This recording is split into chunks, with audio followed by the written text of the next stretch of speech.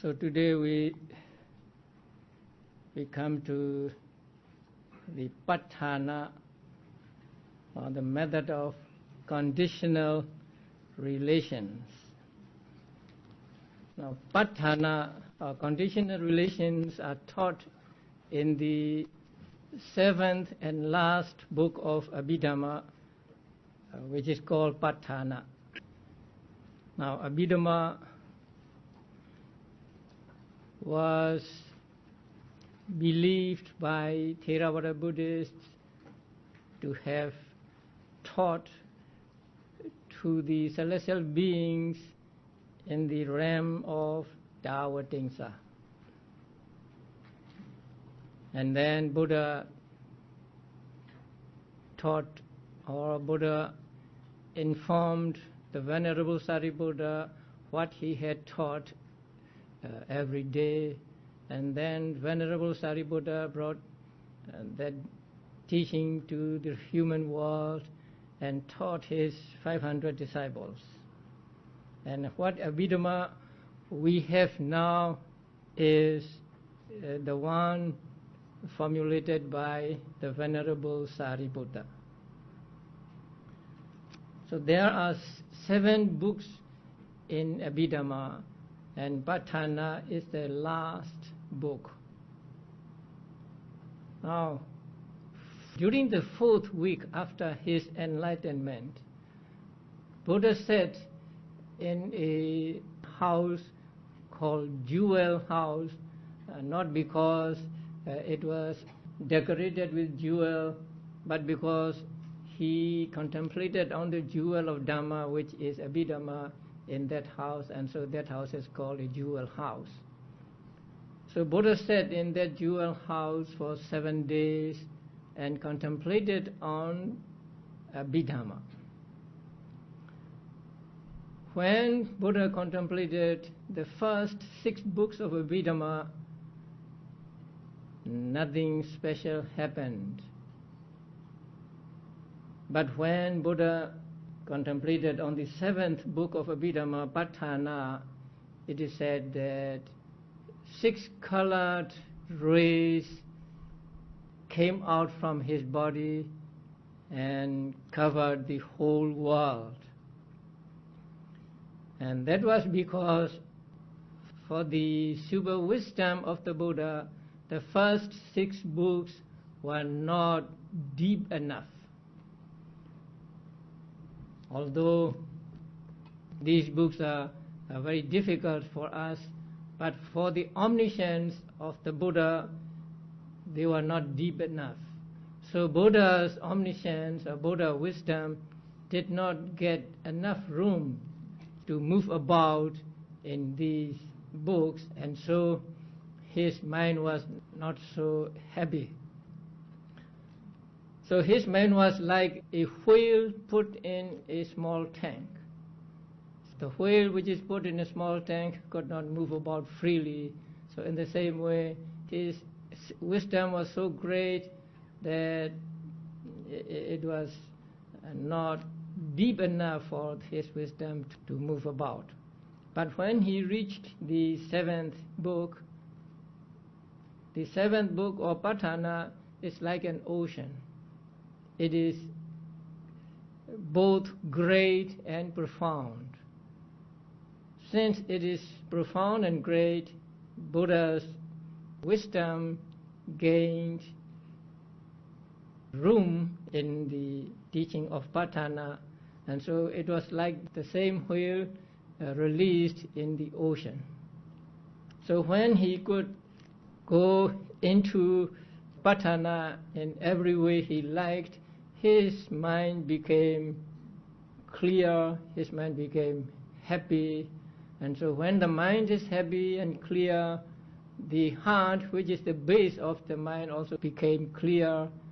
And when the heart became clear, the other material properties in the body of the Buddha also became clear, and so they emitted rays of 6 kinds from the body. So patthana is both profound and great. Now, even in the very abbreviated form,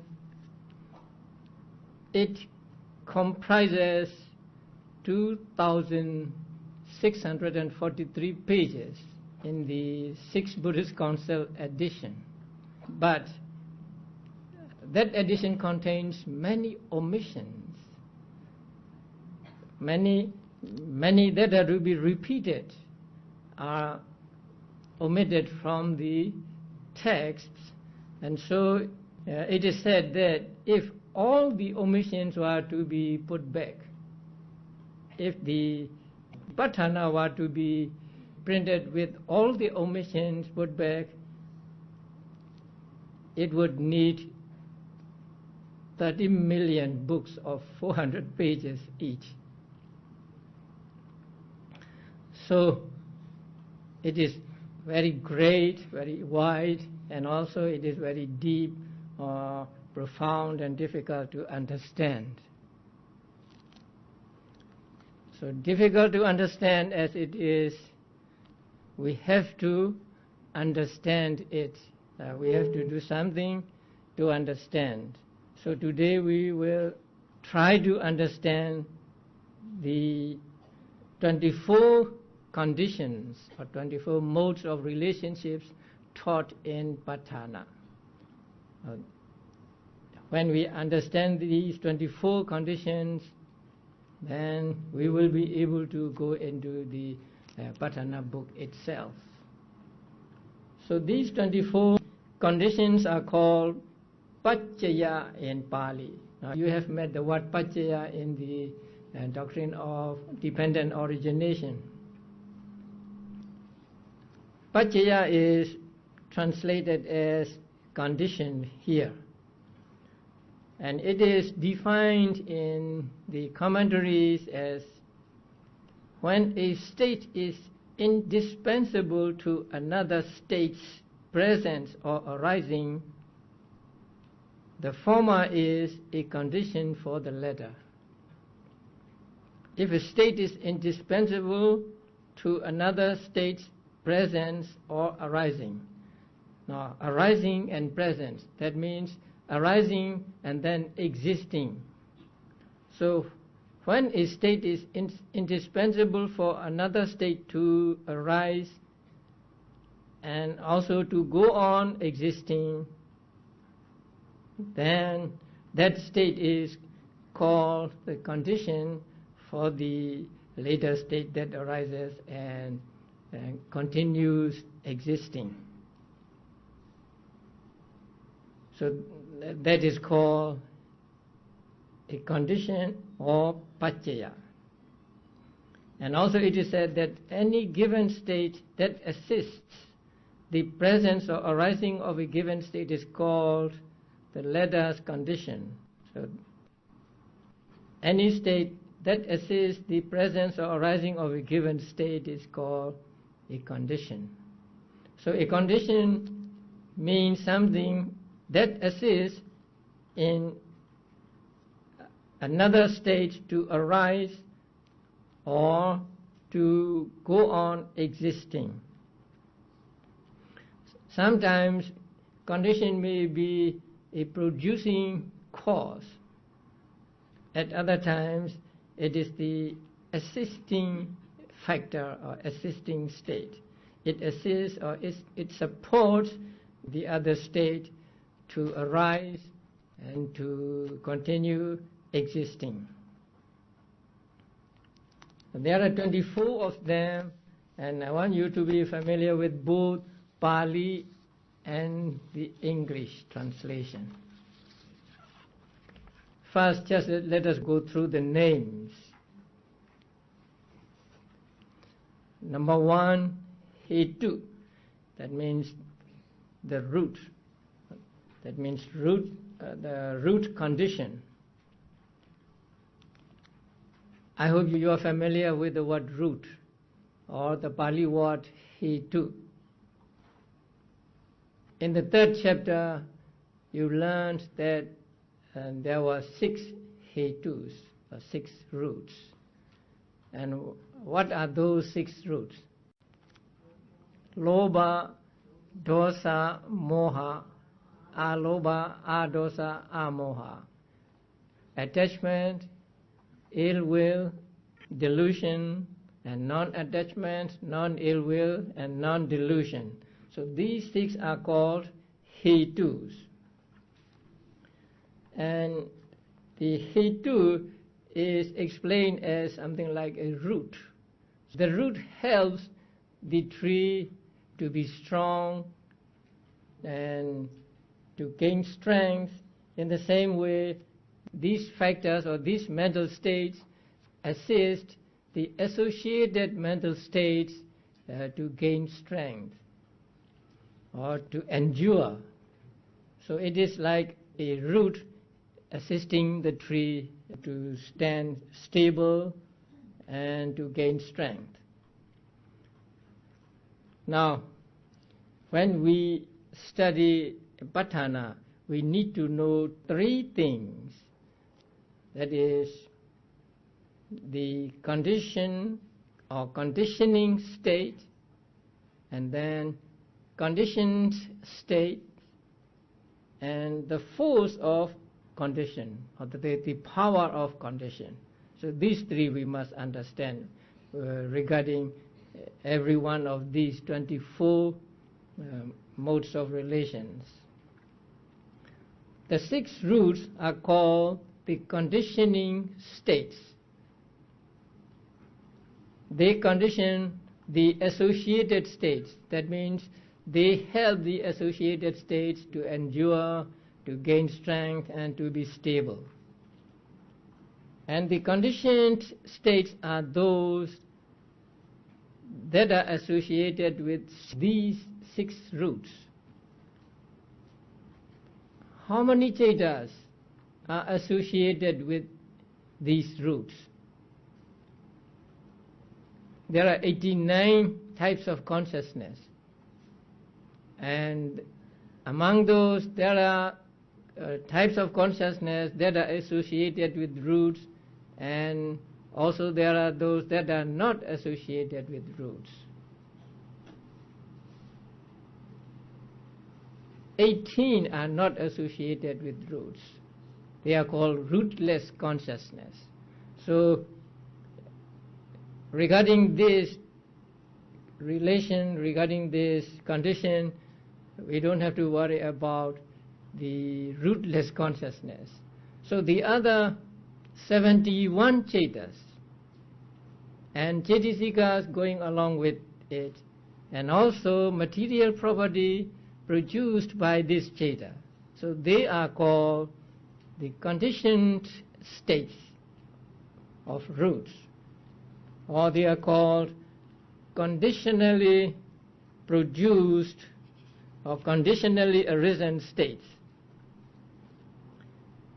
And the conditioning force, or the force of condition, is a particular way in which the conditioning states function as conditions for the conditioned state.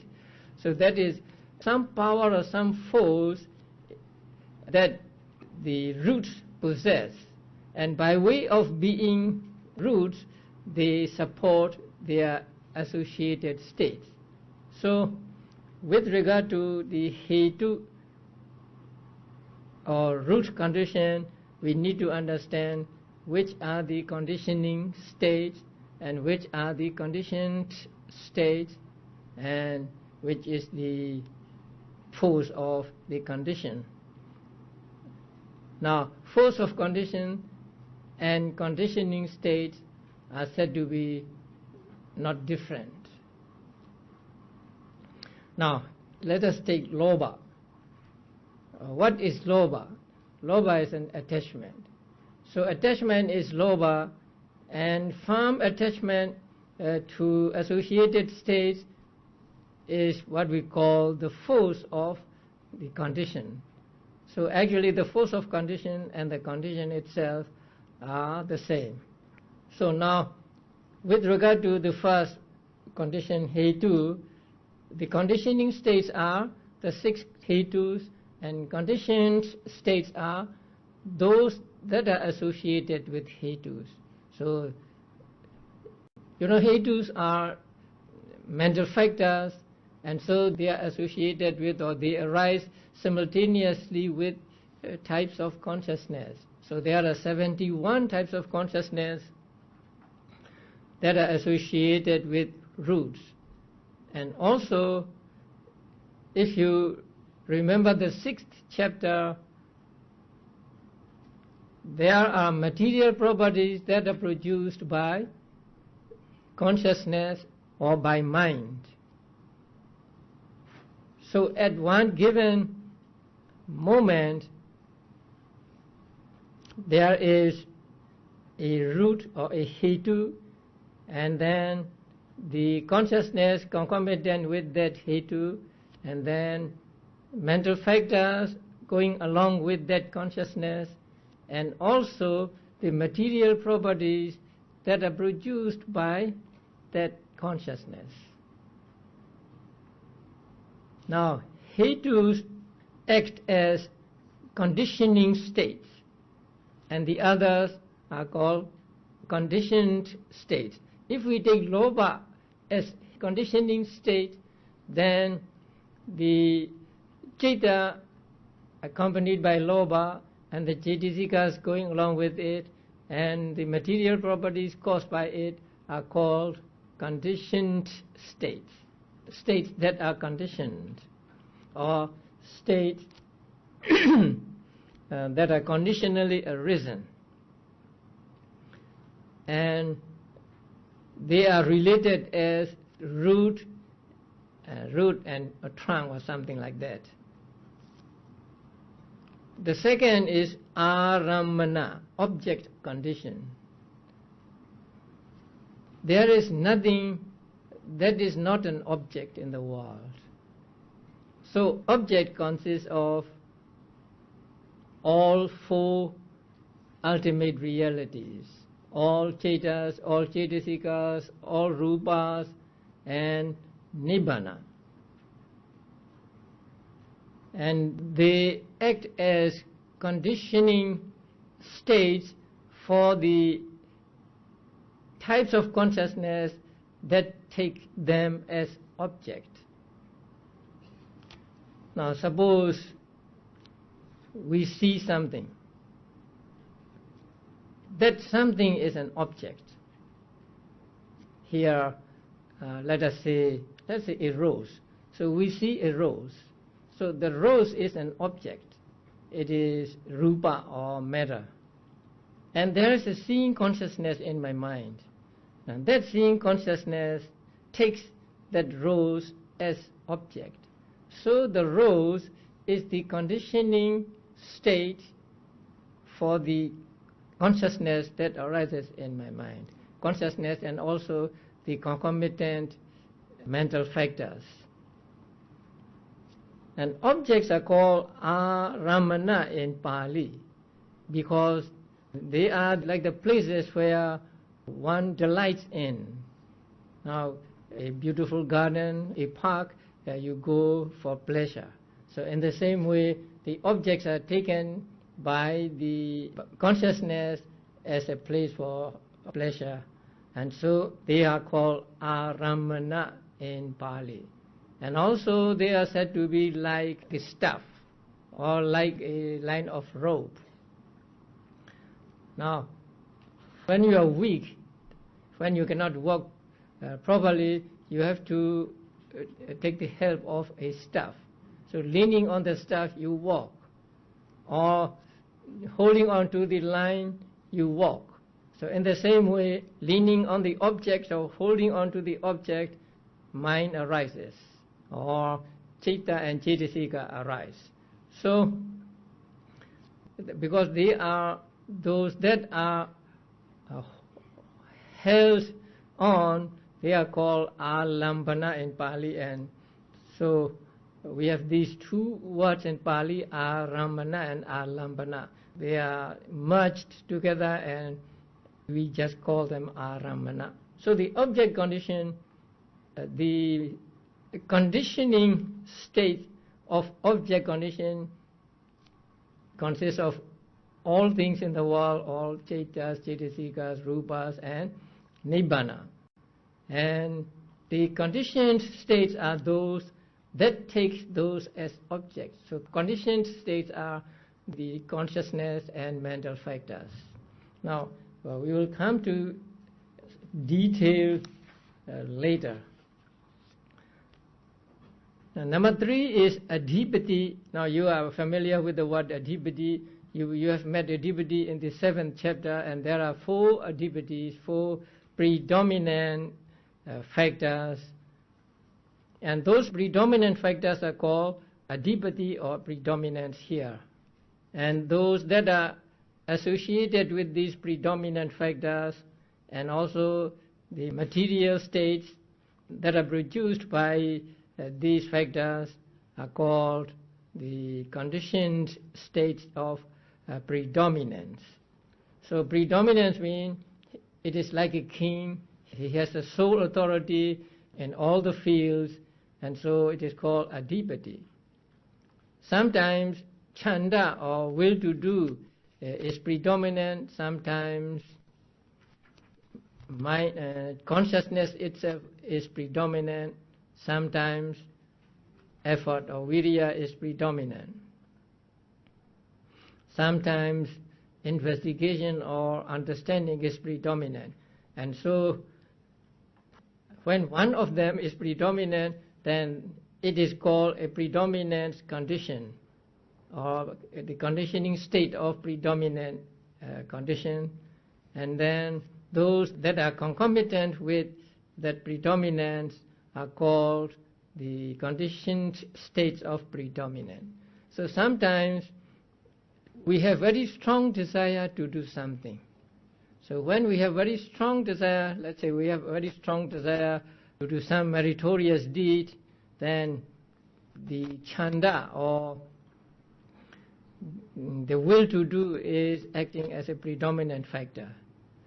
So along with it, the other predominant factors will arise, but at one time only one is predominant and the others are subordinate to that predominant factor.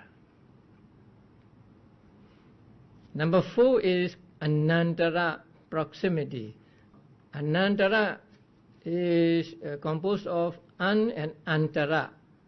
Antara means gap. So anantara means no gap. Anantara condition is something like vacating your place so that another person can sit in your place. So by disappearing, one conditions another to come or to arise. So that is called anantara condition or proximity condition. So anantara condition, there must be no gap between the preceding and succeeding. The anantara condition can be obtained only in the chittas or consciousness. Now, you may remember a diagram of the thought process. So, a thought process normally contains how many thought moments? 17 thought moments.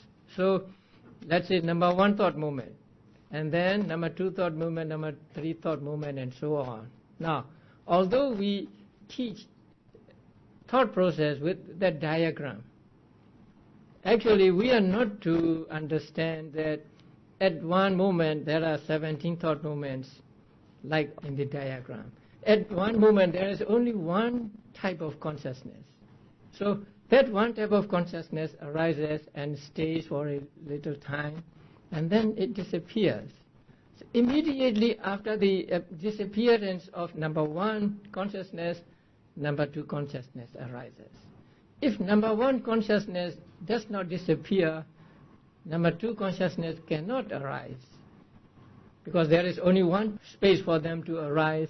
And if number 1 consciousness does not disappear, number 2 consciousness cannot arise. So the disappearing number 1 consciousness is said to be a proximity condition for number 2 consciousness to arise.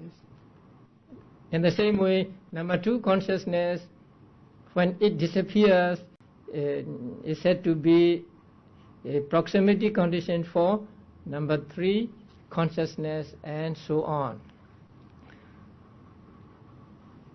So actually this is just vacating your place so that another can take your place. And then number 5, samanandara.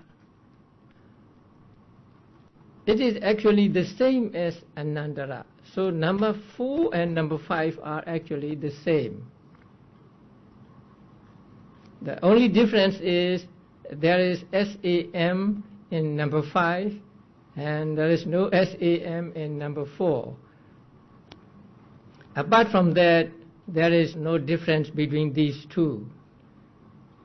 In English also, in order to make them two different conditions, one is translated as proximity and another as contiguity, but actually they are the same. Now, even in Abhidhamma, we find such things. That means, why teach samanandara here? If they are the same, anandara and samanandara are the same, why teach samanandara or why teach anandara? Just one would be enough.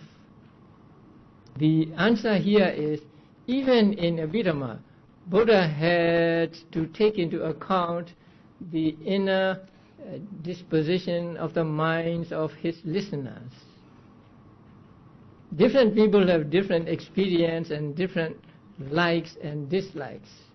So one person may understand when he hears the word anandara, but another person may understand when he hears the word samanandara rather than anandara, and so on. So in order to suit the inner disposition of the listeners, Buddha used different names for one and the same thing. So here also anandara and samanandara are actually the same. So samanandara or contiguity condition is the same as anandara condition, so it is again giving place to another state to arise. So whenever there is anandara condition, there is samanandara condition too. So this can be seen in a thought process. So the preceding consciousness is a anandara condition and samanandara condition for the succeeding consciousness, and so on and so on. It goes on and on and on. And number 6 is saha jata. Saha means together. Jata means arisen. Arisen together, so arising together and existing together is saha jata. Together means the conditioning state and conditioned state arise together, exist together, and one supports the other or one assists the other. So that is called sahajata, co-nascence. Now when a consciousness arises, it arises with some mental factors. So they arise together, and so they are sahajata. Consciousness is a conditioning state for mental factors, and mental factors are also conditioned state for consciousness. We will come to that in number 7. So here sahajata means arising and existing together, and one is the conditioning state and the other conditioned state. So when consciousness arises, it arises with mental factors, and so consciousness is a co-nascence condition for mental factors. So they are related as the sahajata, conditioning factor and conditioned factor. This can be obtained also between mental states and material states. For example, at the moment of rebirth, now there arise consciousness, mental factor, and also rupa bond of karma. So consciousness is the conditioning state for the other two. And number 7 is anyamanya, one to the other, mutuality. One to the other means A is a conditioning state for B, and B is conditioning state for A. So this mutual support is called anyamanya condition or mutuality condition. This can be had between Citta and Cetasika and Cetasika and Citta, and also with some material properties. Again, let us take the first type of consciousness, the first one there, the akusala consciousness. So with that consciousness there are 19 mental factors. So when we take consciousness as conditioning state, then the mental factors are conditioned states. And then mental factors are conditioning state and the consciousness is conditioned state. So they go back and forth, and so they are called mutuality condition. Number 8 is nisaya, support condition, dependence. Something you depend on, that something is called a nisaya. Again, citta and cetasika. So cetasikas arise only when citta arises.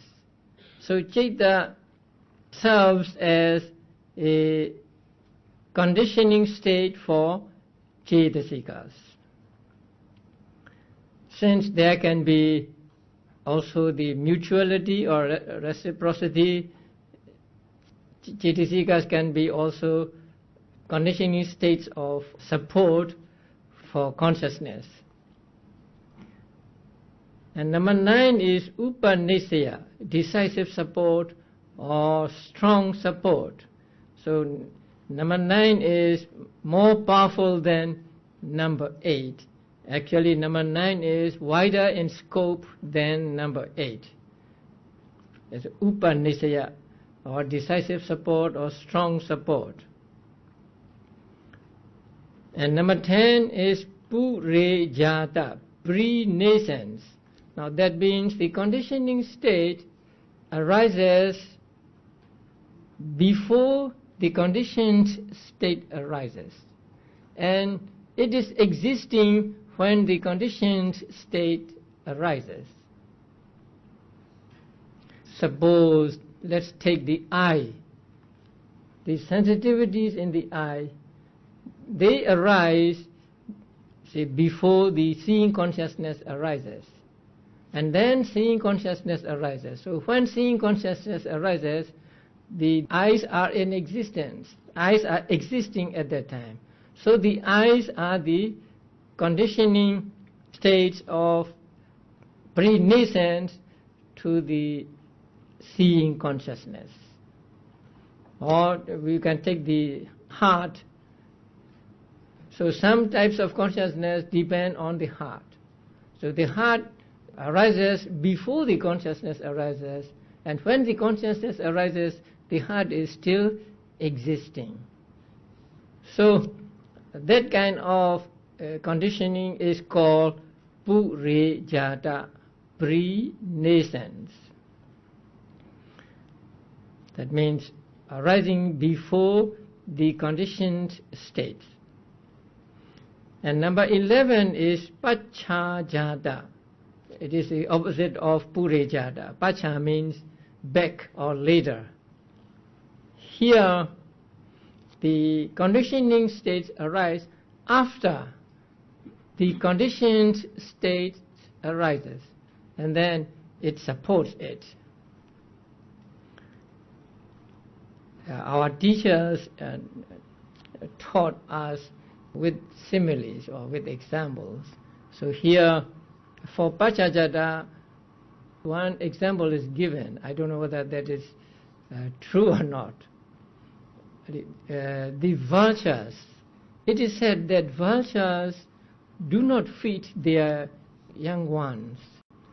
And those young ones survive with just the expectation. They just have the expectation that their parents will bring something for them to eat. And that expectation sustains them until they can search food for themselves. So the expectation for food sustains their body. So their body arose first, and then the expectation arises later. So when expectation arises, their body is still in existence. So the expectation arises later, but when it itself is also existing, it supports the body of the vulture or something like those that have arisen before it. So it comes after what it is to support. And therefore it is the opposite of Purijata. Purijata is the conditioning state arises first, and then conditioned state arises later. But in Purijata, conditioning state arises after and conditioned state arises before. So they are two opposite ways of supporting. And number 12 is asevana. Asevana is translated as repetition. That means doing it again and again. So by doing it again and again, you gain momentum. And this asevana, since it is called repeating, it must be of the same kind. Now, it can be had only between mental states. In a thought process, javanas run how many times? Javanas run normally 7 times. So when javanas run 7 times, that means javana repeats itself for 7 times. So first javana is a repetition condition for second javana, and second javana is a repetition condition for third javana, and so on. But this repetition condition can be had only between 2 things that belong to the same kind or same genus. So kusala to kusala, akusala to akusala, kiriya to kiriya, like that. So there are 7 thought javana movements. First javana is a repetition condition for second javana, and so on. So 6th javana is a repetition condition for 7th javana. But after 7th javana, there arises what is called registration. So registering consciousness. Registering consciousness is a resultant consciousness. So the akusala consciousness and resultant consciousness are different. They do not belong to the same kind. So the 7th javana is not a repetition condition for registering consciousness that follows it. So repetition condition can be had only between those that belong to the same kind. Now, in the thought process for enlightenment, there is one moment of path consciousness and 2 or 3 moments of fruition consciousness. There, path consciousness is not a repetition condition for fruition consciousness, because path consciousness belongs to wholesome chetas, and fruition consciousness belong to resultant consciousness. So they are of different kinds, and so they do not have this repetition condition. So only between those that belong to the same kind can there be repetition condition. Number 13 is karma condition. that you already know. Now there are two kinds of karma condition. One is called connaissance karma condition. That means same time karma condition, and the other is different time karma condition.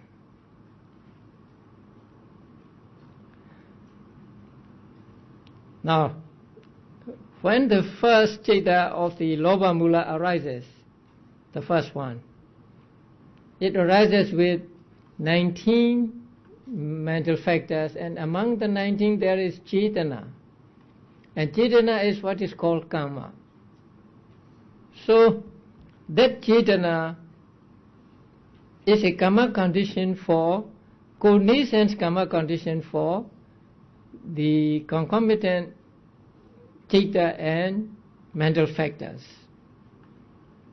And that cetana will produce results in the future. So that cetana is also a karma condition for the resultant consciousness and material properties that will arise in the future. So cetana has two functions, let us say. It is a connaissance karma condition for the concomitant cettas and cetasikas, and also it is a different time karma condition for the resultant consciousness and material properties that will arise in the future. So please note that there are two kinds of karma, same time karma and different time karma. And number 14 is vipaka, result. Now result condition is peaceful condition. When something is a result of some other thing, it is inactive. It is just a result produced by the cause. So it has no activity. So it is inactivity or the peacefulness or something like that. And it imparts its peaceful nature to its concomitant cettas and cetasikas. And that is why it is called result condition. So result condition is itself is result, and it imparts its peaceful nature to the concomitant mental states. And number 15 is ahara, nutriment. You all know ahara. How many aharas are there? 4 aharas. So they are the ahara condition or nutriment condition for the concomitant cettas and cetasikas, and also the edible food nutriment is the nutriment condition for connaissant material properties. And number 16 is indriya, faculty. So there are 22 indriyas taught in the 7th chapter, and among them, except femininity and masculinity, the other 20 are called here indriya. So they have authority over their own or over their respective fields, and so they are called indriya. So they exercise authority over their concomitant cettas and cetasikas, and so they are called indriya. And also the material properties like eye sensitivity and so on. So eye sensitivity has the authority over seeing, and so it is also called indriya. So when a seeing consciousness arises, there is the eye or eye sensitivity, and there is something to be seen. So eye sensitivity, and then there is the seeing consciousness. So eye sensitivity is the faculty condition for the eye consciousness and so on. And then number 17 is jhana conditions. Again, you have to find out how many jhanas are there. 7. Vitaka, vichara, piti, somanasa, domanasa, ubeka. So these are called jhana.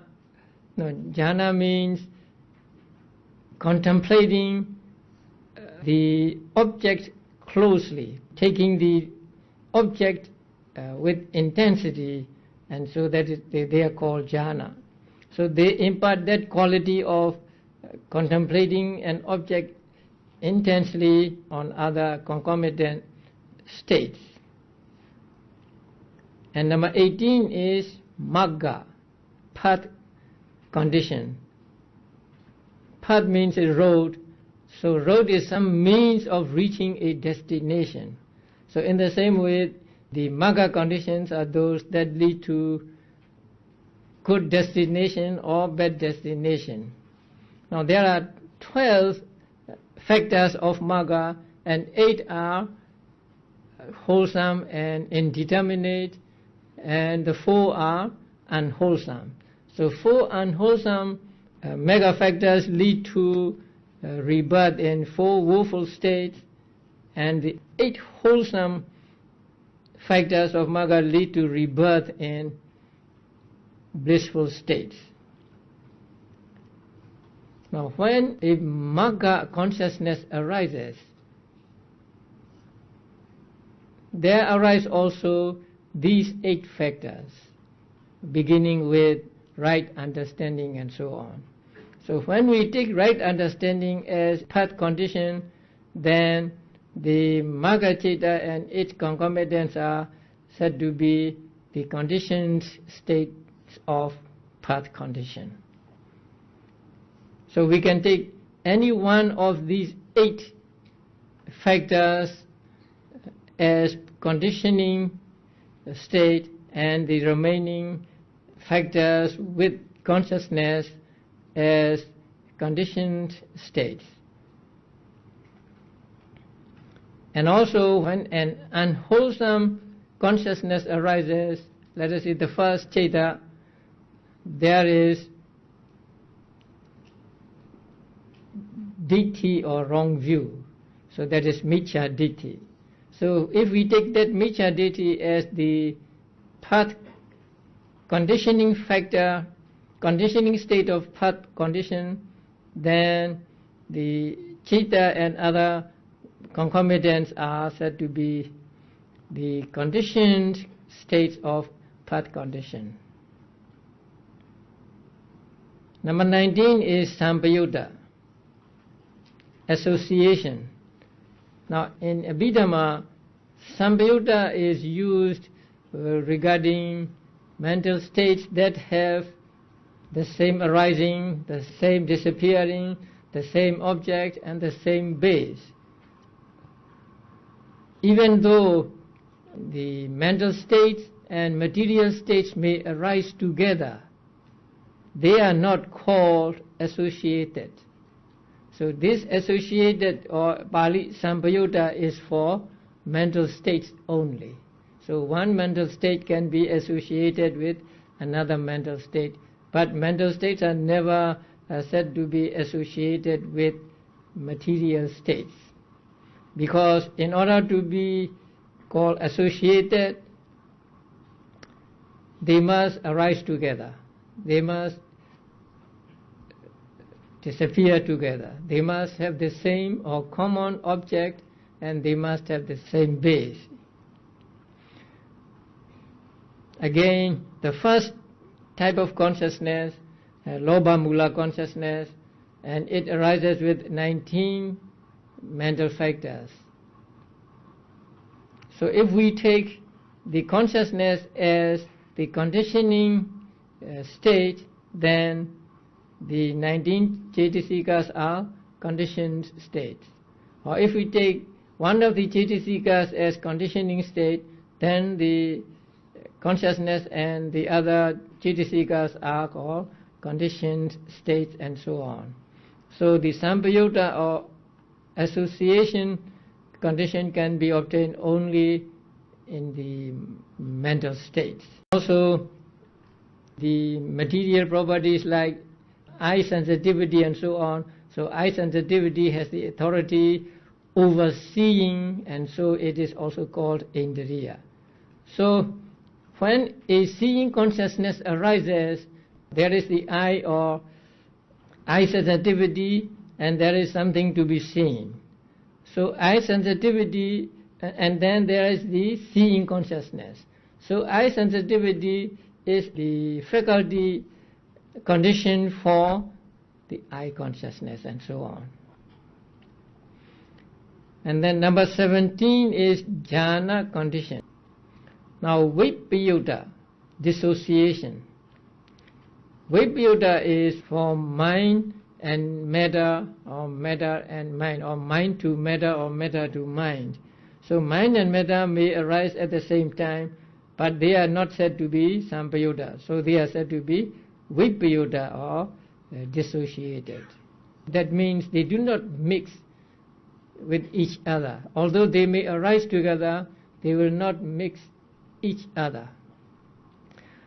Now sampayuta association is compared to the 4 sweet things that monks are allowed to take in the afternoon if they have some kind of disease that can be cured by that medicine. They are called 4 sweet things. So when you mix these 4 sweet things, they mix so thoroughly that you cannot differentiate one from the other. So sampayuta is like that. Cetas and cetasikas are so associated that it is difficult to tell the difference between ceta and cetasika. They merge together so thoroughly that it is very difficult to differentiate them. Now vipayuta is compared to different tastes mixed together. So although you mix the different tastes, they remain separate. Hot taste is hot taste, and sweet taste is sweet taste. So they do not mix together, they do not blend together and become one. They are still, say, different tastes because they do not mix, although they may be together. So vipayuta is like that. Although mind and matter may arise together at the same time, they are not called associated, but they are called dissociated. And then number 21 is ati presence. That means it is present and it is existing when it is called the conditioning state. So when there is the presence condition, that means the conditioning state must be present at that time, and it is related to, or it supports the conditionally arisen state by way of presence condition. We can take the same example, the first ceta. The ceta and cetasikas arise, and so they are existing at the time, and so one is the presence condition for the other. And nati, absence. So absence condition is the same as number 4, anandara.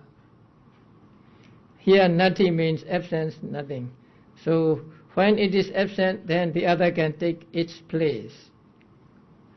So it is obtained between cetas following one after another. And vigata, disappearance, is the same as nati, absence. And avigata, non-disappearance, is the same as ati, presence. So here also the difference is only the names, but not the real thing. So ati and avigata, or presence and non-disappearance, are the same, and absence and disappearance are the same. So these are the 24 patthana conditions, and these 24, or if we do not take the same thing again, then how many? 1, 2, 3, 21.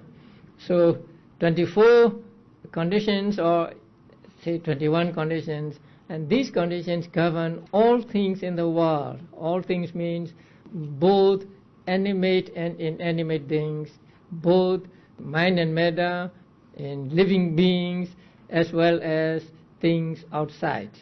So that is why it is more wide in scope than the dependent origination.